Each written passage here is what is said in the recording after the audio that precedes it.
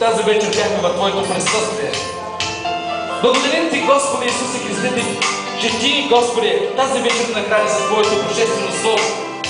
И както Петър каза, Господи, при кого да идем, Исусе? При кого, Исусе? Няма къде, освен пред Тебе, при Тебе. Защото Твоите думи има казал, думи за вечен живот. Исусе, нека това Слово Твоето да даде живот в нас. Ти да научи на Твоето Слово. Ти научи как да ходим на Твоите прави пътеки. Научи на Господи на всичко Твое добро. Дай ни Твоето смирение, Твоята любов.